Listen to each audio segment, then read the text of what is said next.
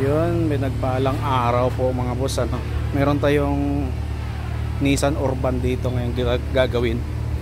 Ang problema nito, kusang nakasindi yung headlight kahit na patay na yung switch. Ito po yung problema niya, sunog.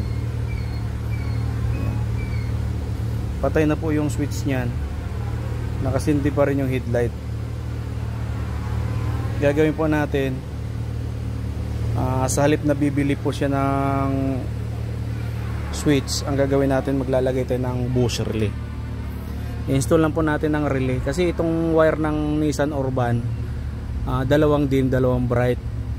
Tapos yung sira dito, hindi na natin gagamitin yung dim kasi isang side lang yung nakasindi.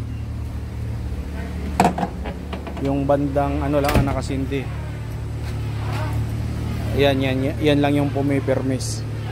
Kaya ang gagawin natin dyan, yung dim dito, yun ang gagamitin para sa dalawang ilaw na. Lalagyan natin ng relay para hindi na siya magloko ulit. Kung magtaas man siya ng headlight, okay lang kasi mayroon ng relay.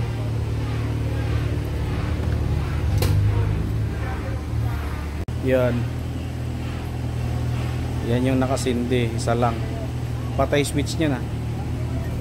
Patay yung headlight switch.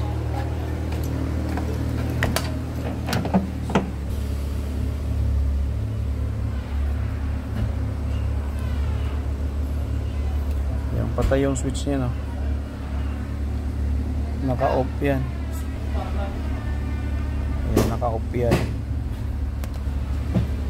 Dapat hindi nakasindi ang headlight niyan pag naka-off. Sira na po yung ano, sira na po talaga yung switch niya.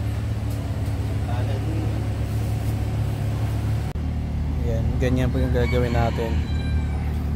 Relay to headlight, tapos switch to relay.